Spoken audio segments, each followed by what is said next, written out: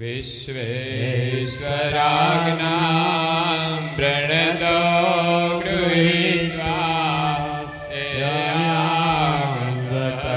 પૂજનતારણાય. સ્વામી મહારાજ કી જય. ગુરુ શ્રીમદ કરુણા સાગર મહારાજ કી જય. પૂજ્ય શ્રી નારાયણ દાસજી મહારાજ કી જય. શ્રી સબ કુબેરાચાર્ય મહારાજ કી જય. શ્રી સબ સંતક કી જય. શ્રી સબ દેવન કી જય. શ્રી જ્ઞાન સંપ્રદાય કી જય. શ્રી ગુરુ ગાદી સારસાપુરી કી જય. શ્રી કૈવલ ધામ કી જય. કથા સત્સંગ પ્રારંભ સમય કા સત કેવલ સાહેબ. 3 વાર પગે લાગવાનું છે.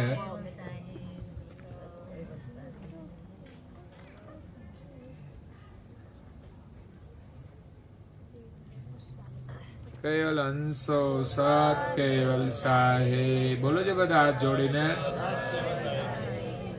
સત કેવલ સાહેબ. આજુબાજુ પણ સૌને કહેવાનું સત કેવલ સાહેબ, સત કેવલ સાહેબ. મત કરુણા સાગર મહારાજ કી જય. કૈવલ ધામ કી. શ્રી અવિચલદાસજી મહારાજ કી જય. સત કેવલ સાહેબ, સત કેવલ સાહેબ. બિનો રામ નિજ પરમ પતિન કે આપન આપ સમેતો એ જુગમ કી જાણ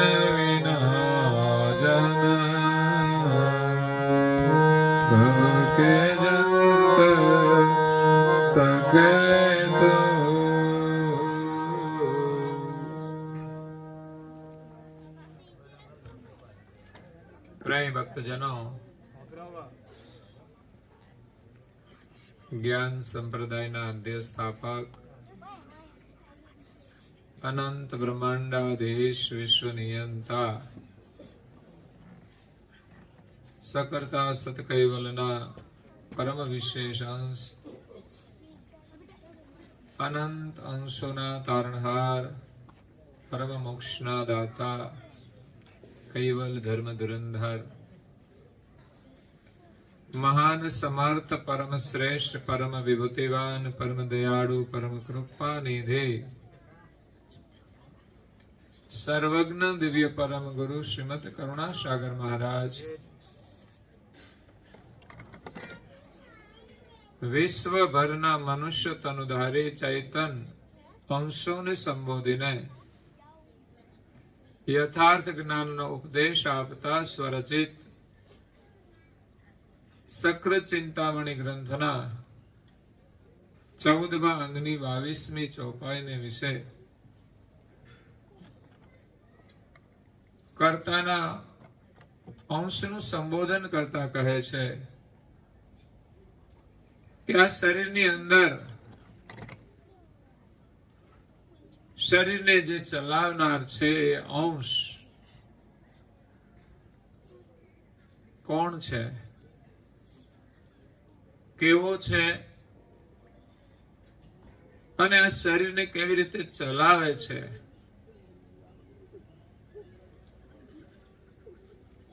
એને ઓળખાવાને માટે પરમ ગુરુ પધાર્યા છે.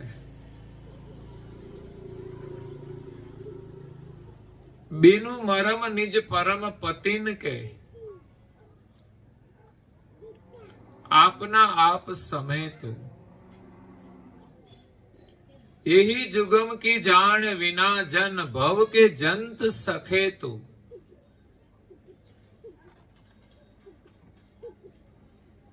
આ જગતની અંદર આપણે આવ્યા છીએ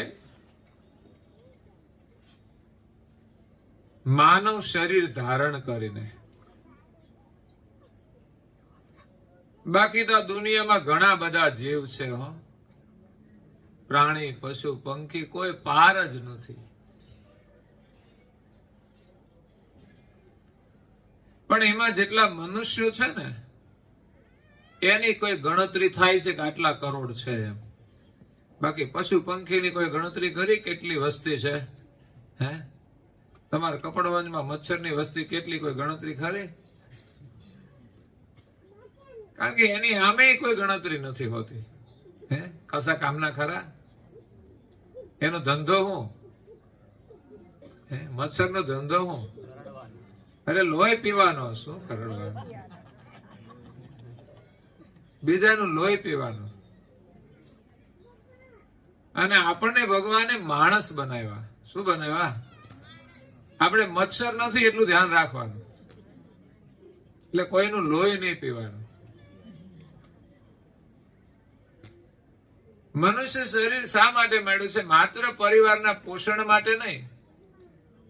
એ તો મચ્છર ને કાગડા, કૂતરા ને બિલાડા એ પણ કરે જ છે.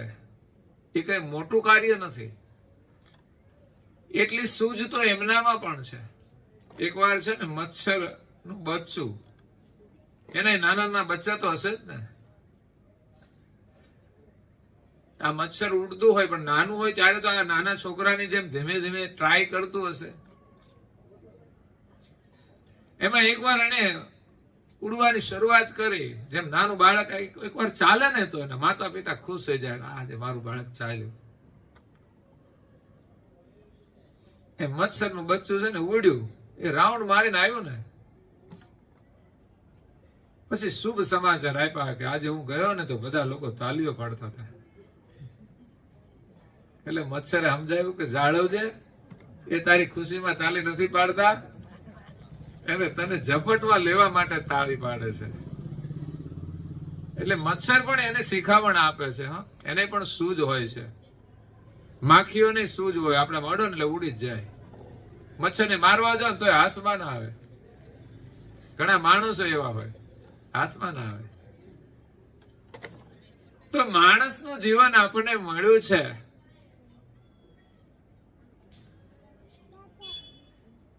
તો પરમ ગુરુ એમ કહે છે કે બીનું મરમ નિજ પરમ પતિ કે આ વિશ્વના જે સર્જનહાર છે, નિજ પરમ પતિ, જેમનો સંદેશ લઈને પરમ ગુરુ કરુણા સાગર આ વિશ્વમાં પ્રગટ થયા છે, એ સિવાય જગતમાં કોઈ વિશ્વના સર્જનહારને જાણતું નથી. બ્રહ્માંડના જે મહાન દેવતાઓ છે એને જ સર્જનહાર કહે છે, પરંતુ વાસ્તવિક એ દેવોનું પણ સર્જન કરનાર સર્જનહાર એ જગતથી ન્યારા છે. ક્યારે આ વિશ્વમાં આવતા નથી, એટલે જગતમાં એને કોઈ જાણતું નથી. પરમ ગુરુ કરુણા સાગર મહારાજ સર્જનહારના હુકમથી, સર્જનહારની આજ્ઞાથી આ વિશ્વની અંદર સર્જનહારનું જ્ઞાન અને અનુભવ લઈને આવ્યા છે કે વિશ્વના સર્જનહાર કોણ છે, ક્યાં છે, કેવા છે, અને ચોથો પ્રશ્ન છે કેટલા છે. કારણ કે એ નક્કી કરવું પડે ને. કારણ કે દુનિયામાં તો બહુ ભગવાન થઈ ગયા છે. આમ તો સર્વ માન્ય નિયમ એવો છે કે પિતા છે ને એક જ હોય, કોઈને પણ બાપ છે ને એક જ હોય.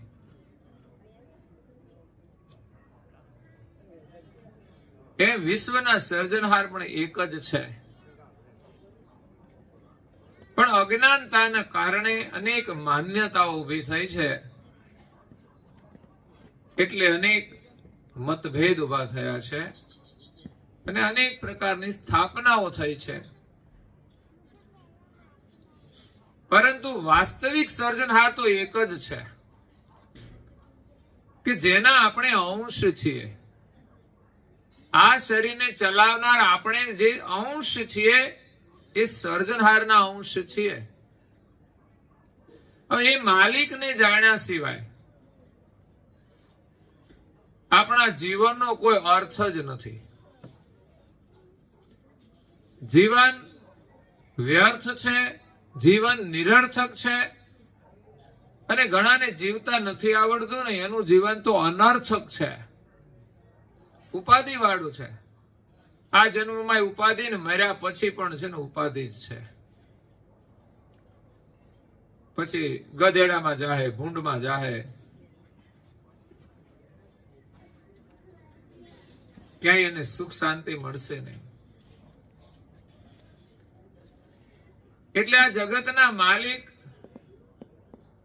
કોણ છે એનો સંદેશ લઈને દિવ્ય પરમ ગુરુ આવ્યા છે. જે સંદેશ એમણે આ વિશ્વની અંદર બ્રહ્માંડમાં રહેલા 14 લોકની અંદર રહેલા દેવતાઓને પણ આપ્યો છે કે આપણા સૌના સર્જનહાર કોણ છે. અને એને નામ સંબોધન કર્યું છે કૈવલ. પછી વિશેષ સમજણ જોઈતી હોય તો આપણે આખું બોલીએ છીએ આદ્ય સકૃત સ્વરાજ કરુણેશ કૈવલ કરતા કી જય. એ 5 વિશેષતાઓ જેનામાં પણ હોય એ આ વિશ્વના સર્જનહાર. પછી એમાં બીજો કોઈ મત આવતો જ નથી. બાકી આ દુનિયામાં જન્મશે ને પછી કઈક ચમત્કાર આપશે ને ભગવાન માનશું તો પાર જ નહીં આવે. એ પ્રમાણે તો કોઈ ભગવાન છે નહીં. કારણ કે સર્જનહાર ક્યારેય કોઈના પેટે જન્મ ધારણ કરતા નથી. સ્વયં કરુણાસાગર મહારાજ પણ આ વિશ્વમાં આવ્યા છે, પ્રગટ થયા છે. એમણે ક્યાંય જન્મ લીધો નથી. જ્યારે સર્જનહાર તો ક્યારે આવતા જ નથી એટલે તો જગત એને જાણતું નથી.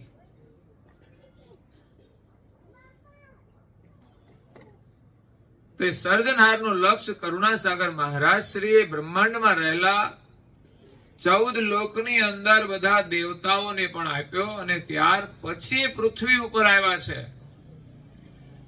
એમના ગ્રંથોનું અધ્યયન કરીએ ને તો એનો મહિમા સમજાય. વધારે નહીં તો રોજ 2 પેજ વાંચીએ ને તો વર્ષમાં 1 ગ્રંથ વંચાઈ જાય. જિંદગીમાં 1 વાર તો આપણે અવશ્ય આ ગ્રંથ વાંચવા જોઈએ. ધર્મનું સાચું જ્ઞાન પ્રાપ્ત થશે. આપણા મનની અંદર જે અનેક ભ્રમણાઓ છે એ બધી જ દૂર થઈ જશે. કેટલી બધી અંધશ્રદ્ધાઓ પણ હોય છે, આપણે ભલે માનતા હોઈએ પણ હકીકતમાં એ સત્ય ન હોય ને તો સમજવાનું કે આપણી શ્રદ્ધા આંધળી છે. અનેક પ્રકારના વહેમ પણ આપણામાં હોય છે. ધર્મ માર્ગમાં એ પણ દૂર થઈ જશે.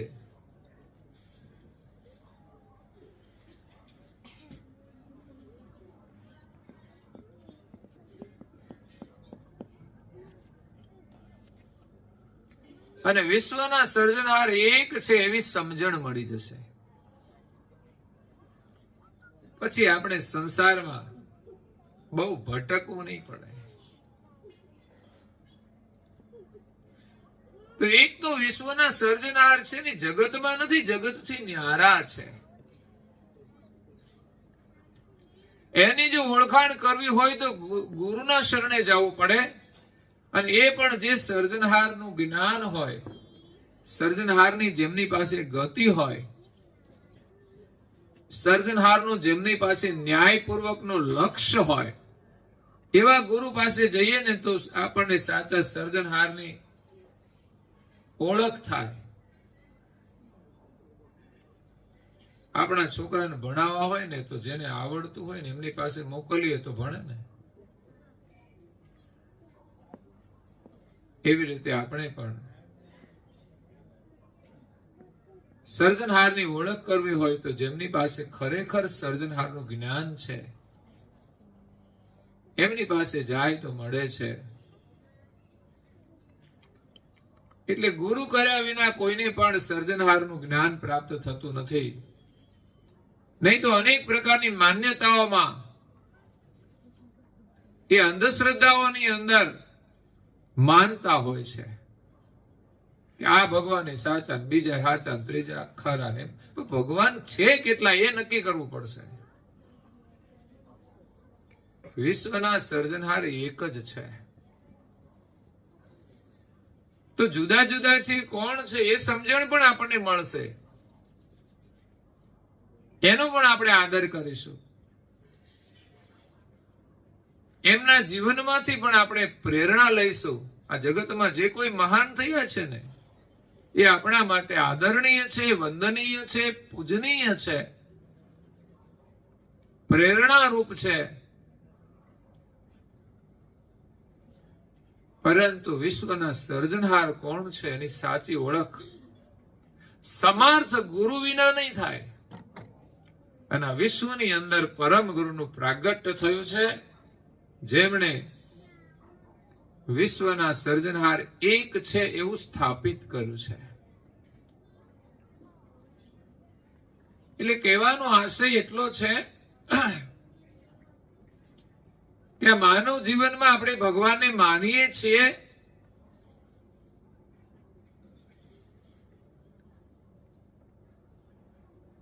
તો એનું જ્ઞાન મનુષ્ય જીવનમાં જો ન મળે તો પછી આપણામાં અને અન્ય જીવ જંતુમાં કોઈ ફરક નથી. આપણે આ શરીરમાં આપણે કોણ છીએ ને એ પણ ઓળખવાનું છે, એ પણ જાણવાનું છે. આમ તો આપણે કહેતા હોઈએ છીએ આપણે જીવ છીએ,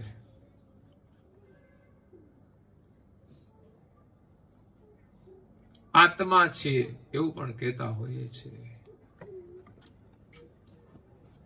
પરંતુ આપણે આપણી જાતને શરીર માનીએ છીએ કે હું પુરુષ છું અને હું સ્ત્રી છું, હું બાળક છું, હું યુવાન છું, હું વૃદ્ધ છું. પછી જે ડિગ્રીઓ લીધી હોય ને પાછા એ પણ બની જાય. હોય હું ડોક્ટર છું, હું વકીલ છું, હું ન્યાયાધીશ છું, હું એન્જિનિયર છું. જે આપણે કઈ અભ્યાસ કર્યો હોય, ડિગ્રી મળે, સત્તા મળે, પણ ભાઈ કાયમને માટે તો આપણે રહેવાના નથી. એ આપણી સાચી ઓળખ નથી, એ આપણી એક કાર્યની ઓળખ છે ને, એ આપણે ના કહેવાય. આમ તો એમ કેવું જોઈએ કે હું આ નથી, હું આ કાર્ય કરું છું. હે, હું ડોક્ટરનું કાર્ય કરું છું.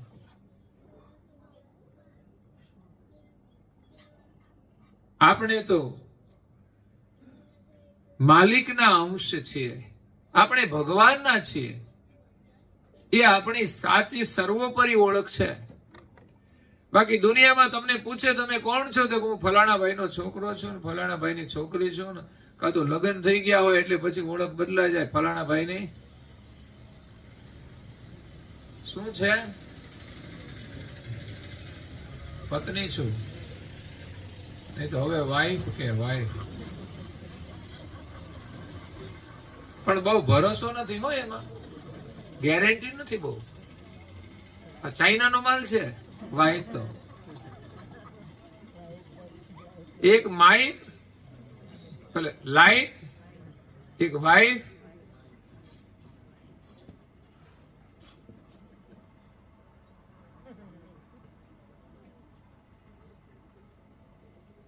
એ ક્યારે જાય ને કશું નક્કી નહીં. લાઈટ નો કોઈ ભરોસો નહીં.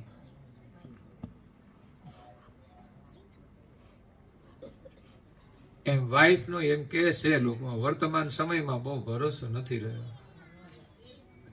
રે એટલું ખરું એમ. એટલે લોકો ઓળખ આપે કે હું ફલાણા ભાઈની વાઈફ છું. એવી તો પાછા સંબંધો પ્રમાણે અનેક આપણી ઓળખ થઈ જાય છે. પણ આપણી એક સાચી ઓળખ હોય ને તો આપણે ભગવાનના છીએ, અને એ રીતે જીવીએ ને તો જીવવાની મજા છે. પણ અહીંયા આપણે દાવા કરીએ ને હું આ છું, હું આ છું, એમાં તો ઝઘડા થાય છે. મિથ્યાની અંદર જે મમતા જોડી છે ને એને લઈને ઝઘડા છે.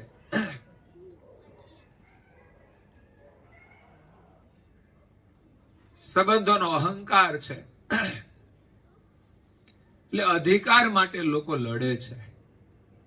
હા, સંબંધો છે એ સત્ય છે, પણ એ ક્યાં સુધી? આ જીવન પૂરું થઈ જાય પછી તો નહીં રહેવાના ને, કે પછી તમારો સંબંધ રહેશે? હે, પછી બીજા ઘાટમાં જઈને તો આવતા નથી ને, કે એમ નથી કહેતા ને કે આ મારી વાઈફ છે એમ કહેવાય. પછી તો કોઈ સંબંધ રહેતો નથી. એ અહીંયા પૂરતો, વ્યવહાર પૂરતો, એટલે એને ટેમ્પરરી વ્યવહાર કહેવાય ને, કાયમ તો ના કહેવાય. ઘણી વાર કઈક કામનો ટેમ્પરરી કોન્ટ્રાક્ટ નથી હોતા, તો એ કાયમી ના કહેવાય. પણ આપણે એને સત્ય માની લીધા છે એટલે દુઃખી થઈએ છીએ. આ જન્મમાં પણ જે સંબંધ હોય, ગયા જન્મનો પણ જે સંબંધ હોય ને આવતા જન્મમાં પણ જે સંબંધ રહે ને એ સંબંધ સત્ય છે. અને એક જ સંબંધ છે, આપણે સૌ પરમેશ્વરના અંશ છીએ. અને કરુણાસાગર બાપજી તો એમ કહે છે કે આપણે સૌ કૈવલના અંશ છીએ. કૈવલ એ વિશ્વના સર્જનહાર છે, જેના શુદ્ધ સંકલ્પથી આ જગતનું સર્જન થયું છે.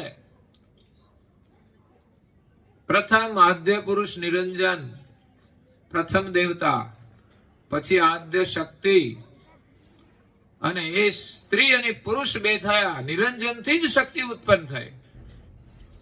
કરતા એ નિરંજનની ઉત્પત્તિ જ એવી રીતે કરી કે એની અંદર જ પ્રકૃતિનું બીજ હતું. તો નિરંજન પુરુષ છે અને એમાંથી પ્રકૃતિના શરીરનું નિર્માણ થયું. અને સારી સૃષ્ટિ એ પ્રકૃતિનો વિસ્તાર છે.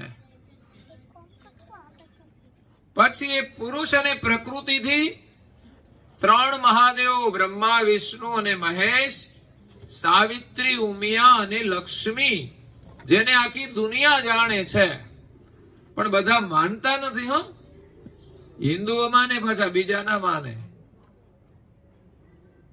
એટલે બધાના ભગવાન સરખા નથી પાછા. પણ કરુણાસાગર મહારાજે તો એવી સમજ આપી છે, કોઈ માને યા ન માને, પણ આપણને જો સાચી સમજણ મળી જાય તો સાચા માલિકની પ્રાપ્તિ થઈ જાય. નહીં તો જ્યાં સુધી માલિકનો સાચો સંદેશ નહીં મળે ત્યાં સુધી તો દુનિયામાં ગમે તેટલી ભક્તિ કરીએ તો પણ માલિક મળવાના નથી. પણ ભક્તિ કરીએ તો સારું છે કે જીવનમાં સમજણ મળશે, સુખ મળશે, શાંતિ મળશે. પણ મુક્તિ જોઈતી હશે તો સદગુરુનો કે સમર્થ પરમ ગુરુનો લક્ષ્ય જોઈશે, એનું જ્ઞાન જોઈશે, એમની દીક્ષા જોઈશે. દીક્ષા વિના કૃપા નથી મળતી. જ્ઞાન કદાચ સાંભળવાથી પણ મળે, ગ્રંથ વાંચવાથી પણ મળે, પરંતુ કૃપા તો છે ને દીક્ષા મળે પછી જ મળે છે. તમારો છોકરો સ્કૂલમાં જાય ને ભણવા માટે, પણ એનું એડમિશન તમે ન કરાયું હોય ને તો છેલ્લે છે ને વર્ષ પૂરું થાય ને પછી એને સર્ટિફિકેટ ના મળે. કેમ તો કે એનું એડમિશન ના હોય, એનું નામ ના હોય તો સર્ટિફિકેટ કેમ આપે? પછી આગલા ધોરણમાં જઈ ના શકે ભણ્યો હોવા છતાંય. એમ ધર્મનું જ્ઞાન તો કદાચ મળી જાય, પરંતુ સદગુરુની જે કૃપા છે ને એ તો એની દીક્ષાથી મળે છે. સંસારની અંદર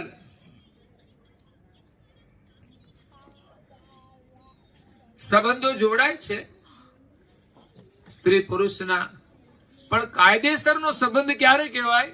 લગ્ન થાય ત્યારે. પણ હવે તો બધું ગડબડ વાળું થઈ ગયું છે. હા, લગ્ન પહેલા લોકો ફરવા જતા રહે છે અને થોડા દાડા ફરીને પાછા છૂટા થઈ જાય છે.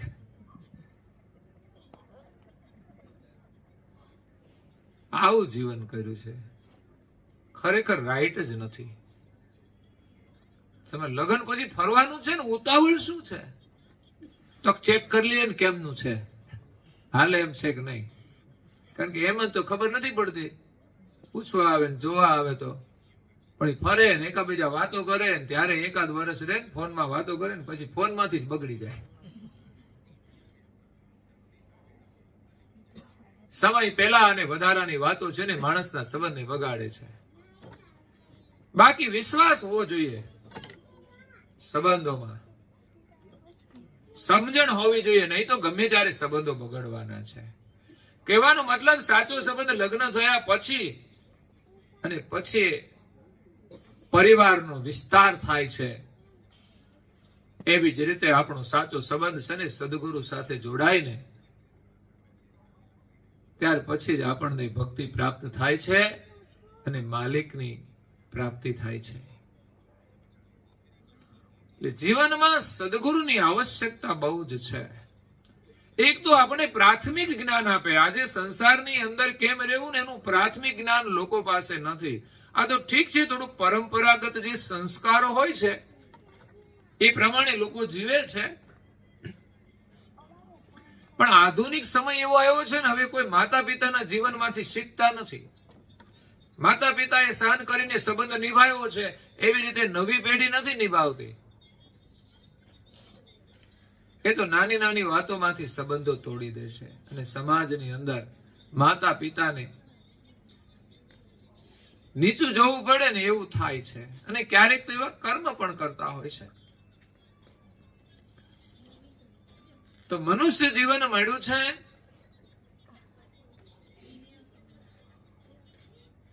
ધર્મનું જ્ઞાન પ્રાપ્ત કરવા માટે ગુરુની પરમ આવશ્યકતા છે.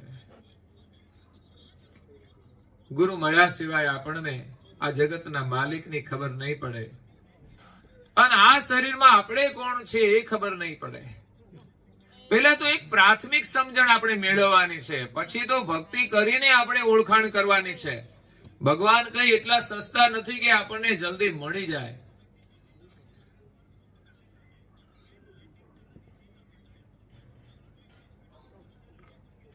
ભિખારીને ભીખ પણ સસ્તામાં નથી મળતી. એ કેટલી પ્રાર્થના કરે, કાલાવાલા કરે, ત્યારે કોઈને દયા આવે ને તો 10 પૈસા આપે છે. એમ ભગવાનને પણ આપણે કેટલા કાલાવાલા કરીશું ને ગરીબની જેમ, કે અમારા પર દયા કરો, અમે દુઃખી છીએ, અમે તમારા છીએ. અને માણસ જો મહેનત કરે ને તો ચોક્કસ એને ભગવાન આપે છે.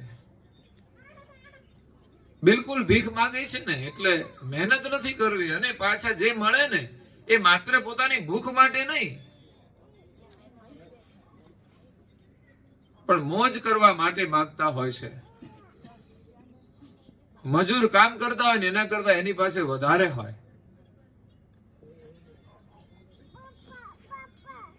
એટલે એને કોઈ ભીખ આપતું નથી. બાકી લોકો મહેનત કરે ને તો ભગવાન એને જે જોઈએ ને તે આપે છે. તો કરુણાસાગર બાપજી એમ કહે છે કે આ જગતની અંદર તમે તમારી જાતને નહીં ઓળખો, એને નહીં સમજો તો જીવનમાં સુખ તો નહીં મળે, પરંતુ આ વિશ્વના માલિક કોણ છે ને એની પણ સમજણ નહીં પ્રાપ્ત થાય. તો આ શરીરમાં આપણે કોણ છીએ અને આ વિશ્વના માલિક કોણ છે એમની જો જાણ ન મળે, એમનું જ્ઞાન ન મળે, તો કરુણાસાગર બાપજી એમ કહે છે કે આ ભવની અંદર એ મનુષ્ય અને અન્ય જે જીવ જંતુ છે ને બધા સરખા જ છે. મનુષ્ય અને જીવ જંતુમાં કોઈ ફરક નથી. મનુષ્ય ને મચ્છરમાં કોઈ ફરક નહીં, રાશિ પણ એક. તો એ આપણા સ્વરૂપનું જ્ઞાન અને એનો અનુભવ એ આ વિશ્વની અંદર સદગુરુ અને પરમ ગુરુ આપણને પ્રદાન કરે છે. સદગુરુ કોણ છે અને પરમ ગુરુ કોણ છે? પરમ ગુરુ તો માલિકના સાનિધ્યમાંથી આવ્યા છે, એ એમના પરમ વિશેષ અંશ છે. દેવતાઓ છે એ વિશેષ અંશ છે અને આપણે બધા સામાન્ય અંશ છીએ. તો આપણે આપણા સ્વરૂપને જાણતા નથી, પરંતુ જે કોઈને પોતાના સ્વરૂપનો અનુભવ થઈ જાય કે હું કૈવલ્યનો અંશ છું, તો એ સદગુરુને સ્થાને પહોંચી જાય છે. એ સદગુરુની ગતિ છે. હું કૈવલ્યનો અંશ છું એ સદગુરુની ગતિ છે. સામાન્ય અંશ પણ સદગુરુ બની જાય છે, પણ પરમ ગુરુ તો આ વિશ્વમાં એક જ છે. કે જે આપણને આપણા સ્વરૂપને ઓળખાવી અને આપણા જે માલિક છે એની સાથે આપણો સંબંધ જોડાવી આપે. જેમ આપણી હિન્દુ સંસ્કૃતિની જે પરંપરા છે ને, એમાં લગ્ન થાય તો જે પતિ અને પત્ની હોય એ બંનેનો હસ્ત મેળાપ એક બ્રાહ્મણ કરાવતા હોય છે. સંસ્કાર વિધિથી કરાવવામાં આવતો હોય છે અને માન્ય છે.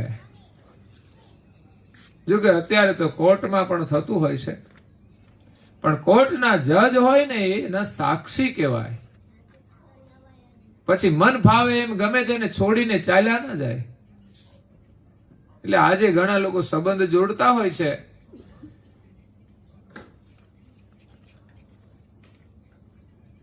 અને પછી સંબંધ બગડે છે ત્યારે ફરિયાદ કરતા હોય છે. પણ ખરેખર તો લગ્ન પહેલા એની જે મર્યાદાઓ છે છોડવી ના જોઈએ.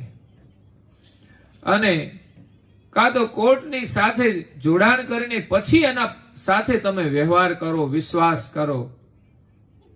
નહીં તો લોકો છે ને ગમે ત્યારે રસ્તા ઉપર છોડી દેતા હોય છે. એટલે કોઈ સાક્ષી હોય ને એને રાખવા બહુ જરૂરી છે, કે જેથી તમારું જીવન બરબાદ ન થાય. એમ મનુષ્ય જીવનમાં ગુરુની પણ એ આવશ્યકતા છે કે જે આપણા જીવનના સાક્ષી બને અને માલિક સાથે આપણો હસ્ત મેળાપ કરાવી આપે. એની વિધિ તો એમની પાસે છે. અત્યારે તો ઘણા જાતે જાતે હસ્ત મેળાપ કરીને માની લે છે કે અમે લગ્ન કરી લીધા, પણ એ માન્ય નથી રહેતું. પછી લોકોનું મન બદલે ને તો બીજા સાથે હસ્ત મેળાપ કરીને આને કહે છે તમે છૂટા. એક ભાઈએ લગ્ન કર્યા, આવા તો રોજ કેસ આવે છે. કોર્ટના કબાડામાં એ જ ચાલે છે, પેપરોમાં આવતા હોય. અને અત્યારે તો તમારી પાસે મોબાઈલ થઈ ગયા એટલે ઘેરે બેઠા તમારે જોયા કરવાનું.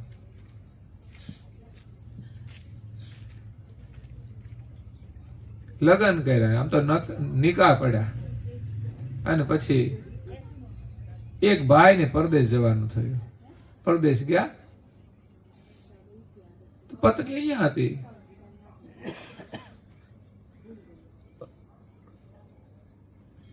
એ તો પતિની રાહ જુએ. અત્યારે તો ફોનથી વાતો કરતા હોય, પણ આવવાની રાહ જુએ. તો આવ્યો ને આવીને પછી પત્ની જ્યાં સુધી એના પતિ પરદેશ હતા ને તો એ પિયરમાં રહેલી. પતિ આવ્યા એટલે તો આવી ઘરે. ઘરે આવી એટલે કે જાઓ તારી સાથે નથી રહેવું, છૂટાછેડા, તલાક. પરદેશમાં કઈ ગડબડ કરી આવ્યો, નહીં તો સારું જ હતું. સમસ્યા છે. કાયદેસર હોય તો પણ આવું. આમાં માણસ ક્યાં સુખી થાય? અને જે માણસ એક સંસારના સંબંધો ના નિભાવે, એમાં વિશ્વાસ ના રાખે, એને ભગવાન મળે ખરા? વિશ્વાસ વિચાર તો કરો કે એક માણસ સંસારના સંબંધને નથી નિભાવી શકતો, એમાંય વિશ્વાસ નથી કરતો, એ ભગવાનમાં શું વિશ્વાસ કરવાનો છે? એને તો પછી છે ને માણસનો અવતાર પણ ના મળે. હો, યાદ રાખજો. જે માનવતા ભૂલે છે, આજે ભલે પોતાની કોઈ પણ માન્યતા અનુસાર કે પોતાની સત્તાથી કે કોઈના પાવરથી ગમે તે કરતો હશે માણસ, પણ એનું જીવન છે ને બરબાદ થઈ જતું હોય છે. જે બીજાને દુખી કરે ને એ જીવનમાં ક્યારેય સુખી ના થાય. એવો જ વ્યવહાર એની સાથે કોઈ કરે છે. એટલે સંસારના જે સંબંધો છે ને એમાંથી તો ભગવાનની સાથે સંબંધ જોડવાનું આપણે શીખવાનું છે. જે સંસારના સંબંધ નિભાવી શકશે એ જ પરમેશ્વરનો સંબંધ નિભાવી શકશે. સંસારમાં જે સહન કરી શકશે એ જ ભક્તિ કરી શકશે. કારણ કે ભક્તિમાં પણ સહન કરવાનું હોય છે. જેનામાં સહનશીલતા નથી ને એનું કામ નથી ભક્તિ કરવાનું. જે બીજાના માટે જીવી શકે ને એ ભક્તિ કરી શકે છે, અને સંસારમાં પણ જે બીજાના માટે જીવે ને એ જ સંબંધ નિભાવી શકે છે. સંસાર એટલે બીજાના માટે જીવવાનું છે. સ્વાર્થ માટે જીવે એ ક્યારેય સુખી થતા નથી. તો સદગુરુ આપણને આપણી ઓળખાણ કરાવે છે. પરમ ગુરુ એ માલિક સાથે આપણો મેળાપ કરાવે છે. એક આખા વિશ્વની એક જ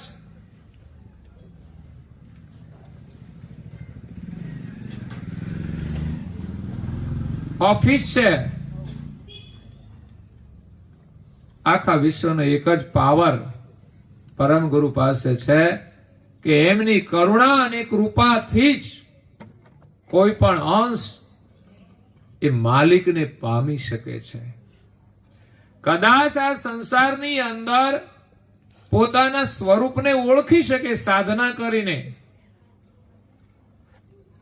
પરંતુ પરમ ગુરુની કૃપા વિના એ માલિકને પ્રાપ્ત કરી શકતો નથી. તો કદાચ કોઈ સદગુરુના લક્ષ્યથી આપણને આત્માની ઓળખ થઈ જાય. આ દુનિયામાં સદગુરુ ઘણા છે કે જે આત્માનો બોધ આપે કે આપણે આત્મા છીએ, શરીર નથી, આપણે ચૈતન છીએ. તો કદાચ આપણે આપણા સ્વરૂપને આ શરીરથી અલગ કર્યું, એની ઓળખાણ થઈ, પણ એકલા આત્મા સ્વરૂપને ઓળખવાથી આપણો મોક્ષ નથી થતો, માલિકની પ્રાપ્તિ નથી થતી. માલિકનો લક્ષ્ય તો માત્ર ને માત્ર આ વિશ્વની અંદર પરમ ગુરુ કરુણા સાગર જ આપે છે. એટલે તેનું નામ કરુણા સાગર છે, જે કરુણા વિશ્વમાં કોઈ કરી શકતું નથી. એટલે સદગુરુ આપણને આત્માની ઓળખ કરાવી શકે, પરંતુ આત્મ સ્વરૂપે થયા પછી પણ આપણે પરમ ગુરુની ખોજ કરવાની છે, પરમ ગુરુની પ્રાપ્તિ કરવાની છે. એટલે તો આ વિશ્વની અંદર જે કોઈ મહાન પુરુષો થયા ને, જે આત્મ સ્વરૂપે થયા, દેવધામની અંદર ગયા, પછી જયારે પરમ ગુરુ આવ્યા દેવધામની અંદર, ત્યારે બધા જ આત્મ સ્વરૂપે થયેલા ભક્તજનોને એમને દીક્ષા આપી છે, એમને મંત્ર આપ્યો છે, અને દરેકે પરમ ગુરુનું શરણ સ્વીકારી અને મંત્ર દીક્ષા ગ્રહણ પણ કરી છે. અને ત્યારે તો ફરી પાછા પૃથ્વી પર આવી પરમ ગુરુની ભક્તિ કરી અને પરમધામને પામ્યા છે. તો સદગુરુ આપણને આત્માની ઓળખ કરાવે, પછી પરમ ગુરુ વિના આપણને પરમ પદની ગતિ મળી શકતી નથી. આપણું જે ઘર છે ને એ પરમ પદ છે. અહીંયા ક્યાંય આપણું કશું છે જ નહીં, સમજી લેજો. એટલે લડવું જ નહીં. કઈ તમને મળ્યું હોય એનો રાઈટ હોય એ તમારે ઉપયોગ કરવાનો. જેના ભાગ્યમાં જેટલું મળ્યું હશે ને એટલું એને મળશે. બાકી લડાઈ ઝઘડો કરવાથી કોઈ લાભ નથી. એકવાર આપણા જ હોય છે ને, જે આપણે માની કે આ બધા મારા છે, અને જયારે મિલકત વેચવાની હોય ને ત્યારે એની સાથે જ લડાઈ થાય. અરે હગા મા બાપને પણ લોકો રાખતા નથી. એ કેવા માણસો કહેવાય? એને માણસો કેવા કહેવાય? એને ના કહેવાય. હો, જે મા બાપને તર છોડે ને એને માણસ ના કહેવાય. પરમ ગુરુ કહે છે કે જેની પાસે માનવતાની સમજ ન હોય તો પછી એમાં અને જીવજંતુમાં કોઈ ફરક છે? એના માટે એક બહુ સરસ વાત લખી છે. નહીં ન ફેર કશો, નહીં ન ફેર કશો જન જંતન મેં, પ્રતાપ વિનો પાઈ તરત વેશ જ પુરુષ નાર કે, પણ અંતર પુરુષાય. નહીં ફેર પશુ જન જંતન મેં, જન એટલે માણસ અને જંતન એટલે જંતુ. માણસ સિવાય બધા જીવ દશાના જંતુ છે, પ્રાણી પશુ પંખી બધા જ. જે કરતા માલિક એટલે ભગવાનને માને નહીં, યા તો જાણે નહીં, અને પોતાને પણ ન ઓળખે, તો મનુષ્યમાં અને પ્રાણીમાં કઈ ફરક છે નહીં. મતલબ કે મનુષ્ય નથી પણ પ્રાણી જ છે. કારણ કે કોઈ જીવ જંતુને તમે પૂછજો, એને કઈ ખબર છે ધર્મની? એને કઈ ભગવાનની ખબર છે? કઈ જ નથી ખબર હોતી. કીડી મકોડાને શું ખબર હોય?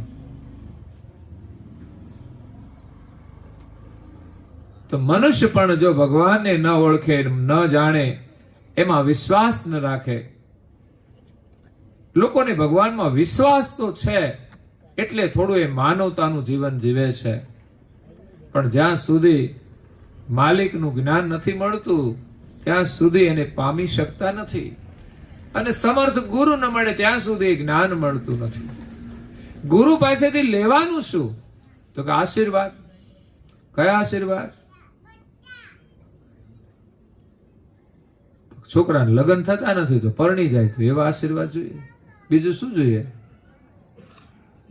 પણ મેં જોયું છે એક ભાઈને છોકરાનો સંબંધ થતો નતો ને કે આશીર્વાદ જોઈએ છે, તો આશીર્વાદ આપ્યા, લગ્ન તો થયા, પણ પછી હરખું આયલું ને નહીં કે બીજા આશીર્વાદ જોઈએ છે. શાના? તો છૂટા છેડાના. એ ક્યાં છૂટું થતું નથી હવે, કારણ કે છૂટાઈ જલ્દી ના થાય, બહુ અઘરું કામ છે.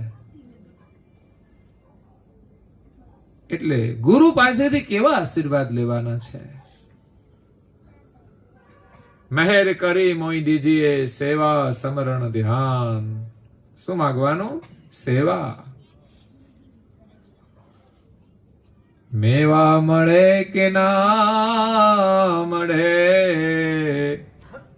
મારે સેવા તમારી કરવી છે.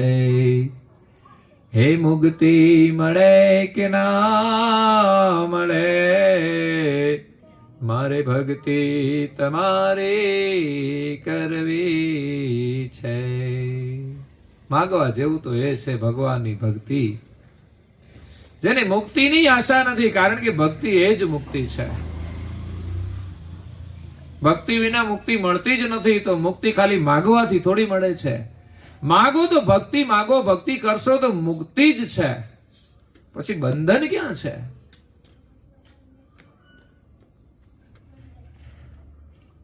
અને મેવા મળે કે ના મળે, પણ અમારે તો તમાકુ વાળા માવા ખાવા છે. હે, મેવા મળે કે ના મળે, પણ અમે મસાલા ખાઈશું.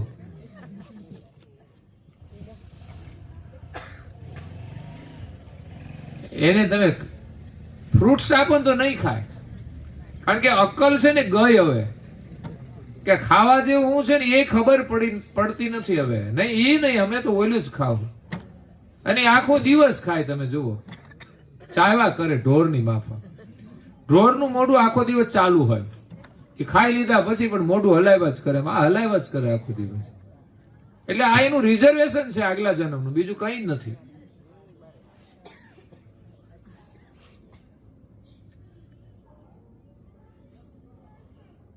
આજે મસાલા ખાઈને પડી ગયો, એને તમારે શું કરવાનું? રોજ એકનું એક જ શાક બનાવવાનું, બીજું કોઈ શાક જ નહીં. તમારે છે ને માર્કેટમાંથી જથ્થાબંધ લઈ લેવાનું, રોજ એકનું એક શાક બનાવવાનું. તમને એમ કે રોજ એકનું એક શાક, તો રોજ એકના એક જ મસાલા ખાવાના? તમે કઈ ફેરફાર કરો છો? એકની એક જ પડી ગઈ ખાવાની, તો એ રોજ ખાવ તો ભાવે છે. તો આમાં હું તમને પેટમાં દુખે છે? હા, હવે તમને ચાવી મળી ગઈ ને? સારું, સરસ.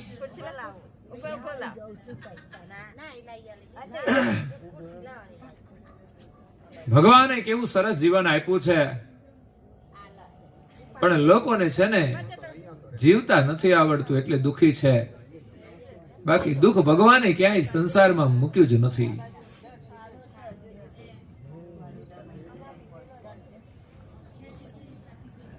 ભગવાનના નિયમ અનુસાર, કુદરતના નિયમ અનુસાર જો જીવન જીવીએ ને તો આવનારા દુઃખો છે ને એ પણ સમાપ્ત થઈ જાય. બાકી માણસના જીવનમાં દુઃખ હોતું નથી, પણ ઊભા કરે છે. બે જણા ભેગા થાય ને એટલે વાતો કરે ને વાતોમાંથી પછી લડાઈ કરે.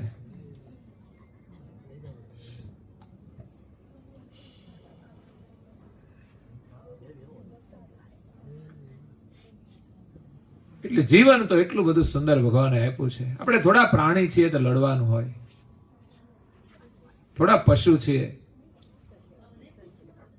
કૂતરા લડે અને માણસે લડે તો પછી એનામાં ને એમાં કઈ ફરક ખરો?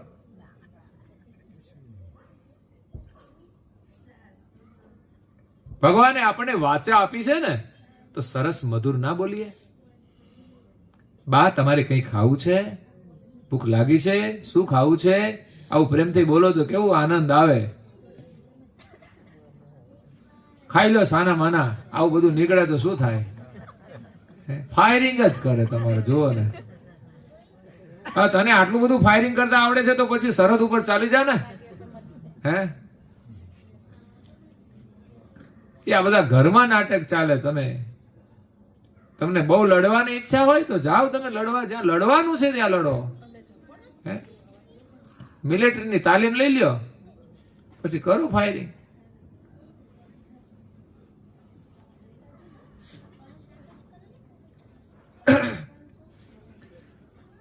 તો ભગવાનના સ્મરણ વિના, ધર્મ વિના મનુષ્યનું જીવન છે ને એ પશુ સમાન છે. આહાર નિંદ્રા ભય મૈથુન ચ સમાને તત પશુ વિનરણામ ધર્મો હિ અધિક વિશેષો ધર્મેણ હીન પશુ ભી સમાના. આહાર નિંદ્રા ભય અને પ્રજોત્પત્તિ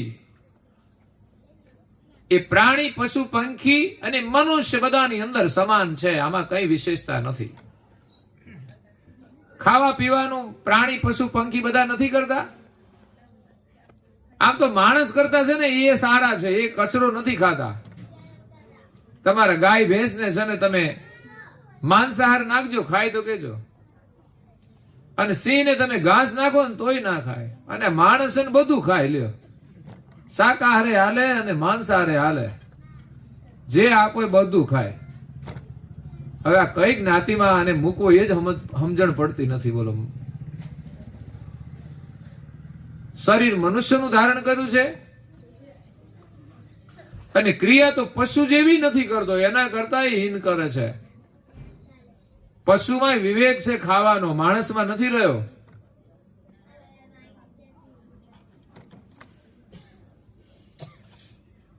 ખાવાનો વિવેક ના હોય ને તો સમજવાનું આપણે માનવતા ચૂકીએ છીએ, આપણો ધર્મ ચૂકીએ છીએ. અને બીજું ભાષાનો વિવેક ના હોય ને તો સમજવાનું કે આપણે ધર્મ ચૂકીએ છીએ. આ બે વસ્તુને ચૂક્યા એટલે સમજવાનું તમારું પતન છે. તમે સુખી નહીં થાવ, લાખો રૂપિયા કમાઈ લેશો ને તોય સુખી નહીં થાવ, કારણ કે તમારું ખાવાનું સાચું નથી અને તમારી વાણીમાં વિવેક નથી. એટલે આ દુનિયામાં તમારી પાસે કશું જ નથી. અને આ બે વસ્તુ આપણા હાથમાં છે ને. શું ખાવું એ આપણા હાથમાં છે, શું બોલવું એ આપણા હાથમાં છે. બે કામ મુખના જો પાછા. એમાં મસાલા ચાવો તમે શું મળે? પછી એમાંથી કેવી વાણી નીકળશે? ઘણા લોકો બીડીઓ પીવે. તમે વિચાર તો કરો, એને ટાઈમ ના હોય ને તોય બીડી પીવે. બાઇક લઈને જતો હોય ને બે હાથમાં સ્ટેરિંગ પકડ્યું હોય ને તો એ મોઢામાં બીડી દબાવેલી જ હોય હોઠ વચ્ચે, અને ઘડીકે ને ઘડીકે ધુમાડા કાઢે જાય. આવા જોયા છે મેં. નીચેથી સાયલેન્સર ના ધુમાડા નીકળે, ઉપરથી એના ધુમાડા નીકળે, અને ઘરવાળી પાછળ બેઠી હોય ને ધુમાડા ખાધા કરે.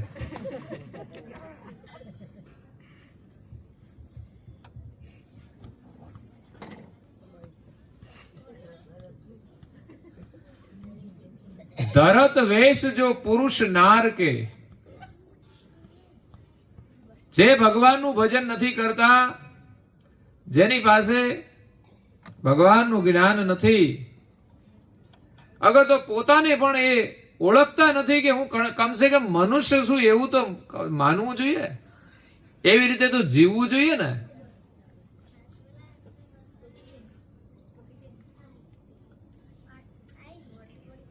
એ મનુષ્ય કેવા છે? તો ધરત વેશ જો પુરુષ નાર કે. આપણે ત્યાં ભવૈયા આવતા હતા ને કે નહીં આવતા હતા?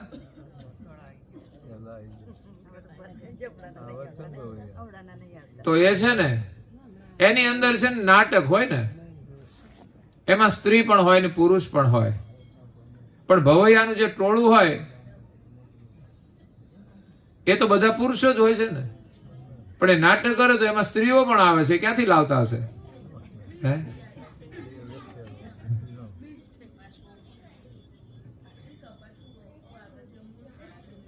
તો એ નાટકમાં ક્યાંથી આવે સ્ત્રીઓ? તો કે એના એ જ હોય, દેખાય સ્ત્રી પણ હોય. ધરત વેશ જો પુરુષ નાર કે, પણ અંતર પુરુષાઈ, પોતે અંતર પુરુષ જ હોય છે. વેશ ધારણ કરે સ્ત્રીનો, પણ એ બદલાઈ જતો નથી. એમ માલિકને જાણ્યા સિવાય માણસ છે ને માત્ર સ્વાંગ ધારણ કરે તો એનાથી એ બદલાઈ જતો નથી. પરમ ગુરુ કહે છે કે મનુષ્ય જો ભગવાનને નથી જાણતો તો પશુમાં એનામાં કોઈ ફરક નથી. દેખાય મનુષ્ય પણ છે તો પશુ. વેશ માત્ર મનુષ્યનો છે, પણ એના સંસ્કાર છે ને અંદરથી એ કેવો છે? પશુ જેવો છે. ખરેખર પશુ માત્ર શરીર જ નથી, માણસની વૃત્તિ પશુ છે. એના સંસ્કાર ઉપરથી ખબર પડે કે આ માણસ એક પશુ છે. કોઈના ઉપર હિંસા કરે, મારે, તો સમજવાનું પ્રાણી છે. કારણ કે પ્રાણીઓનો સ્વભાવ હિંસક છે, એને પ્રાણી કહેવાય. પશુ હા એ થોડા લડે ખરા, પણ એ બીજાની હિંસા કરીને ખાતા નથી હોતા. એ ઘાસ ખાતા હોય છે. એ પશુ છે. એટલે માણસ શરીર ધારણ કરે અને પછી પણ જો એ મનુષ્યનું જીવન ન જીવે ને તો એનામાં પ્રાણીમાં કોઈ ફરક નથી. અને કરુણાસાગર બાપજી એમ કહે છે કે ભગવાનનું ભજન ન કરે, ધર્મનું પાલન ન કરે તો એ મનુષ્ય નથી. એક આહાર, બીજું નિંદ્રા, ઊંઘ. પ્રાણીઓને પણ જોઈએ અને મનુષ્યને પણ જોઈએ, પણ પ્રાણીનો નિયમ જ હોય હો એને ઊંઘવાનો. એ પછી એમને એક નવરા છે તો હુતા જ રહીએ, એના ટાઈમે ઉઠી જાય. કૂતરા હવારમાં છે ને દિવસ ઉગે ને એના પહેલા તો એ ઉઠી જાય, અને આમ તમે જોવો ને તો શેરીમાં ડોટો કાઢતા હોય, અને ઘડી થાય લાંબા થાય, ટૂંકા થાય, યોગ કરતા હોય. એને બધા આસન આવડે. અને માણસ છે ને સવારે 8 વાગ્યા સુધી ઊંઘે, સૂર્યોદય થાય તો ઊંઘતા હોય. ચકલા આવીને ઉઠાડતા હોય કે હે હરામી ઉઠ, હવે ઉઠ. બોલો, તને મનુષ્યનો અવતાર આપ્યો છે, ઊંઘવા માટે નથી આપ્યો. પ્રાણી પશુનો કુદરતી નિયમ, એના સમય ઉઠી જાય. ચકલીઓ હોય કે કાબરો હોય, કાગડા હોય, બધા ઉઠી જાય. પણ માણસ જ એક એવો છે, એનો કોઈ નિયમ જ નહીં. કોઈ 6 વાગે ઉઠે, કોઈ 7 વાગે ઉઠે, કોઈ 8 વાગે ઉઠે, કોઈ 9 વાગે ઉઠે, કોઈ 10 વાગે ઉઠે. આહાર, નિંદ્રા, ભય બધાને લાગે. કીડી હોય ને એને તમે ટચ કરો ને ભાગવા જ માંડે. મકોડો હોય ને તમે ટચ કરો ને ભાગવા જ માંડે. પ્રાણી સામે દંડો લે તો એ ભાગવા માંડે. કૂતરાને સામે પથ્થર ઉઠાવો તો એ ભાગવા માંડે. કારણ કે ભય બધાને લાગે છે, એ મનુષ્યને પણ લાગે. તો આ બધાની અંદર સરખું છે. આહાર, નિંદ્રા, ભય અને પ્રજોત્પત્તિની ક્રિયા દરેક જાતિમાં થતી હોય છે. પ્રાણી, પશુ, પંખી, મનુષ્ય, એનો સૃષ્ટિ વ્યવહાર ચાલે છે. તો આ 4 ક્રિયાની અંદર કોઈ વિશેષતા નથી મનુષ્યની, પણ છતાંય માણસ છે ને એ 4 ક્રિયાઓની અંદર પણ એને પોતાની જે માનવતા છે ને એ ગુમાવી છે. બીજા બધા પ્રાણી, પશુ, પંખી 4ની અંદર એ નિયંત્રણમાં છે. કુદરતના નિયમ પ્રમાણે 4 ક્રિયા કરે છે. જ્યારે આ મનુષ્ય છે ને આ 4 ક્રિયા પણ કુદરતના નિયમથી વિપરીત કરે છે.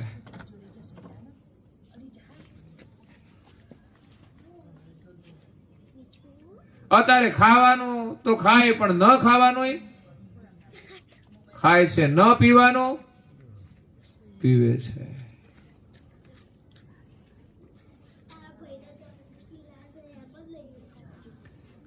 એક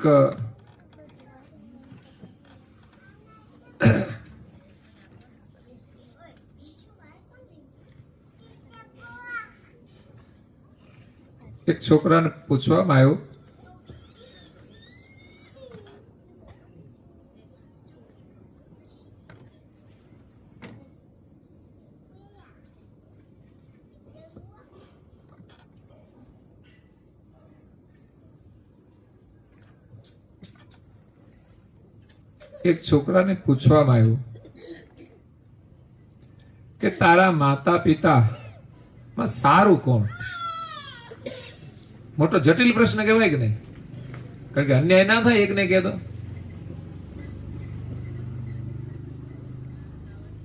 તારા માતા પિતામાં સારું કોણ? तो कि मेरी माता ही माता है और पिता पिता है. એને એટલું જ કીધું, મારી માતા એ માતા છે ને પિતા પિતા है, रात दिन पीता है. मेरी माता है और पिता पिता है. समझी जवानु हारू कोण?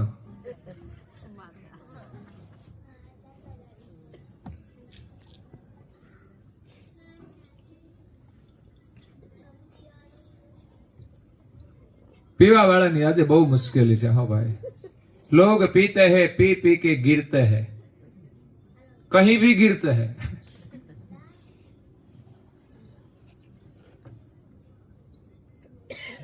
हम भी पीते हैं लेकिन गिरते नहीं है. पीते तो सब है लेकिन लोग जो पीते हैं पी पी के गिरते हैं. हम भी पीते हैं लेकिन गिरते नहीं है. हम तो पीते हैं सत्संग का प्याला. ये अंगूरों की मदिरा नहीं है. मेरे सावरे तेरा जलवा कहां पर नहीं है. पीना चाहिए लेकिन जो पीवानुं होय ने पीवुं जोईए. घरमां दूध छे ने लोको नथी पीता. बोलो, घणाने घरमां गायो भैंसो होय तो दूध ना पीवे ने पेલું पीवे. અને એ પીધા પછી તો આખા ઘરનું લોહી પણ ઓછું ના પીવે. હા, બાકી રહે ને તો એ પણ પી લે. પણ ઘણા લોકો હારા હોય, પીને પછી કોઈને હેરાન ના કરે, ઘરમાં હોઈ જાય શાંતિથી, પછી લોહી ના પીવે. બે જાતના હોય માણસો. ઘણા એમ કે અમારે પીવે ખરો પણ તોફાન ના કરે. મેં એટલો ડાયો કહેવાય. અને ઘણા ને છે ને પીને આવે ને ઉપાધિ. એટલે મને એમ લાગે કે એને ગૌરી વ્રત બરાબર ના કર્યા હોય ને એટલે આ પછી ભટકાઈ જાય. આપણે એમ કહીએ કે ગૌરી વ્રત કરીએ એટલે સારું થાય, પણ આમાં કઈ એવું લાગતું નથી વર્તમાન સમયમાં. પછી શું કરવું પડે ખબર છે? લગ્ન થયા પછી પાછા નવા વ્રત આવ્યા છે. આ લગ્ન પહેલા ના હોય પણ હવે આવી કડવા ચોથ. એટલે ઘણી બહેનો કરે છે દેખા દેખી, પણ ખબર નહીં કેટલી સફળતા મળે. અમારી બહેનો તો બહુ બધા વ્રત કરે. અમારા ભાઈઓને કોઈ વ્રત જ નહીં. કેમ તો કે બહેનો બધા રેડી હોય પછી હું વ્રત કરવાના? અને બધા વ્રતો બહેનોને જ કરવાના, કારણ કે આ એકે હરખા નહીં. અને મોટા ભાગના વ્રતો બહેનોના છે ને ભાઈઓ માટે જ. અમારા ભાઈને સદબુદ્ધિ મળે એમ. અમારું ભાઈઓનું આયુષ્ય વધે. હું આયુષ્ય વધે. એ મસાલા છોડશે તો આયુષ્ય વધશે, નહીં તો હું વધવાનું. તમે વ્રત કરશો તમારા વ્રત નિષ્ફળ જશે. એ કઈ સુધરવાનો નહીં એમ.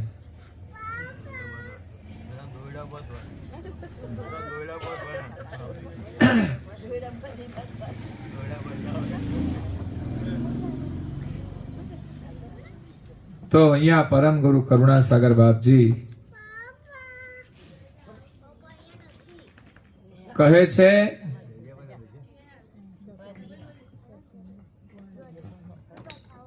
કે પરમ ગુરુની ખોજ કરીને આપણે માલિકને પામવાના છે. એ પરમ ગુરુ વિશ્વમાં આવ્યા છે ને આપણને દર્શન આપ્યા છે ને આપણે બધા ભાગશાળી છીએ. જે લોકોએ દીક્ષા લીધી હોય એ સિવાય પણ જે લોકોને આજે દર્શન થયા છે ને એ પણ ભાગશાળી જ છે.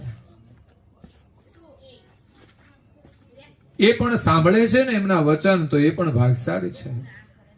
એક તો અહીંયા ફોટો સ્વરૂપમાં દર્શન હોય, પૂજાના સ્વરૂપમાં દર્શન હોય, બીજા એના સત્સંગ સ્વરૂપમાં પણ દર્શન હોય છે. જે મહાપુરુષો થઈ ગયા છે ને આજે ભલે શરીર નથી પણ એની વાણી દ્વારા આપણે એના દર્શન કરીએ છીએ. મીરાબાઈની વાણી સાંભળીએ ને તો મીરાના દર્શન થાય છે. તો સાચું એનું જીવન તો એ જ હતું, એનું સ્વરૂપ તો એ હતું.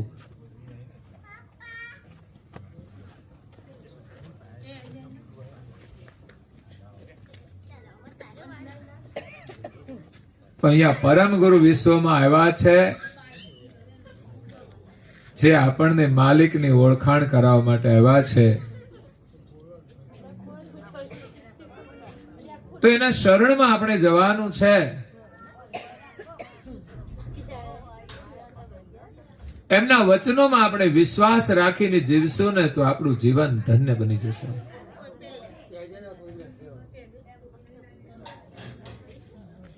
આ જીવનની અંદર છે ને પરિવારમાં દીકરા અને દીકરીઓ હોય, એમાં દીકરીને પરણાવવાની હોય, સંબંધ કરવાનો હોય, એ બહુ એક મોટી ચિંતા હોય છે.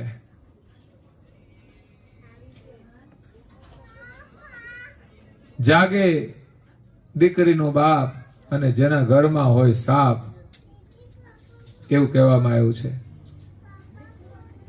જાગે જેની ચિંતા ઘણી, જેને ચિંતા હોય એ જાગે છે. જેના ઘરમાં દીકરી મોટી થાય ને એને ઊંઘ ના આવે, રાત્રે પણ ચિંતા કરે. અને જેના ઘરમાં સાપ આવી ગયો હોય ને પછી ઊંઘ આવે ખરી? કઈ માલ સામાનમાં જતો રહે તો એને કાઢવો પડે. એટલે દીકરીને પરણાવવાની હોય, દીકરીનો સંબંધ થાય અને કોઈ સારું ઘર મળે, સારો છોકરો મળે તો એને બહુ ખુશી થાય છે. એના માતા પિતાને પણ ખુશી થાય અને દીકરી પણ ખુશ થઈ જાય. પણ એ ક્યારે મળે ખબર છે? એ પણ એનું સુકૃત હોય છે. આ સંબંધો જોડાય છે ને એ પણ સુકૃતથી જોડાતા હોય છે. એટલે મળવા મુશ્કેલ હોય છે. એમાં વર્તમાન સમયમાં તો ખાસ કેટલા ઠેકાણા જુઓ ને ત્યારે એક જગ્યાએ કંઈક ઠેકાણું પડે અને એ પડ્યા પછી પાછું ઠેકાણું પડે તો. પણ એક સારો દીકરો મળે ને દીકરી પણ ખુશ થઈ જાય અને એનો પરિવાર પણ ખુશ થઈ જાય. એમ આપણા જીવનમાં કોઈ સાચા સદગુરુ મળી જાય ને તો સમજવાનું આપણું જીવન ધન્ય બની જાય. એક ગરીબ કન્યાનો સંબંધ એક રાજકુમાર સાથે થાય અગર તો રાજકુમાર એને પસંદ કરે તો દીકરીના ભાગ્યની કેટલી ઊંચી વાત છે. અને દીકરી પણ ખુશ થઈ જાય કે હું તો એક ગરીબ છું છતાં પણ એક રાજકુમારે મને પસંદ કરી છે.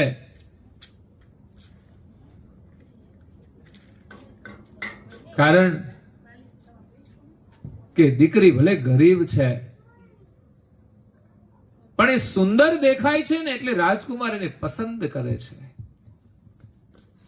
એમ આપણા સ્વભાવની જો સુંદરતા હોય ને, ભલે આપણે ગરીબ હોઈએ, આપણી પાસે કંઈ જ નથી જ્ઞાન, પણ સ્વભાવ આપણો સારો હોય ને, સરળ હોય ને તો પરમેશ્વર આપણને પસંદ કરે છે. અને પરમેશ્વરની સાથે આપણો નાતો જોડાય એનાથી મોટું ભાગ્ય શું હોઈ શકે. એમ જીવનમાં કોઈ સાચા ગુરુ મળી જાય ને એના જેવી ખુશી જીવનમાં કોઈ નથી. પરમ ગુરુ મળ્યા સમજવાનું કે આપણું જીવન ધન્ય બની ગયું. ત્યારે એક ભજન સરસ એમ કે છે, બે જ કડી. હરદમ રટો સત કૈવલ નું નામ, પરમ ગુરુ મળ્યા મારે બીજાનું શું કામ.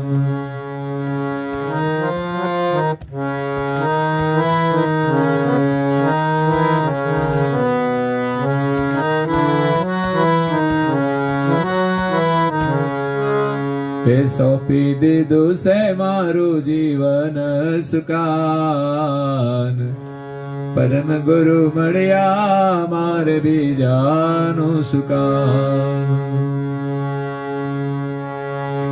ગુરુ ગોવિંદ મારે યમુનાને રેવા, હરિ નામમાં વેદ ભક્તોને કેવા. જ્ઞાન ગુઢાર્થ સૂરજ સમાન, હે પરમ ગુરુ મળ્યા મારે બીજાનું સુકામ. હરદમ રટો સત્ય કૈવલ નો નામ, પરમ ગુરુ મળ્યા મારે બીજાનું સુકામ. સોંપી દીધું છે મારું જીવન સુકાન, પરમ ગુરુ મળ્યા મારે બીજાનું સુકામ. પરમ ગુરુ મળ્યા મારે બીજાનું સુકામ. સંસારમાં કોઈની જરૂર નહીં પડે એવું પરમ ગુરુનું શરણ છે. તો વિશેષ કથા આપણે સવારે શ્રવણ કરીશું, ત્યારે સમય પૂર્ણ થાય છે.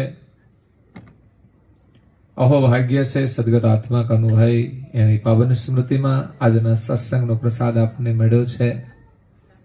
અને જે આજે પરિવાર કરાવી રહ્યો છે એ પણ ભાગ્યશાળી છે. પરમ ગુરુની કૃપા છે કે એમના સત્સંગનો પ્રસાદ આપણને બધાને આપ્યો છે. અને જે કોઈ લેવા માટે આવ્યા છે એ પણ ભાગ્યશાળી છે. જ્યાંથી પણ આવ્યા છે, પણ આ પ્રસાદ અમૂલ્ય છે. તો આપ સૌને પરમ ગુરુના ખૂબ ખૂબ આશીર્વાદ. સવારે આપણે આગળની કથા શ્રવણ કરીશું. અસ્તુ સત કૈવલ સાહેબ. આદ્ય સખત સ્વરાજ કરુણે કૈવલ કરતા કી જય. શ્રી કૃષ્ણ સ્વામી મહારાજ કી જય. પરમ ગુરુ શ્રીમદ કરુણા સાગર મહારાજ કી જય. પૂજ્ય શ્રી નારાયણ દાસ जी महाराज की जय। श्री सब कुबेराचार्य महाराज की जय। श्री सब संतन की जय। श्री सब देवन की जय। श्री ज्ञान संप्रदाय की जय। श्री गुरु गादी सारसापुरी की जय। श्री कैवल धाम की जय। कथा सत्संग पूर्णावती का सत कैवल साहेब 3 વાર ખોળામાં ખુલ્લા હાથ રાખી અને પગે લગવાનું, માથું નમાવીને સત કૈવલ સાહેબ કહીને સત કૈવલ સાહેબ.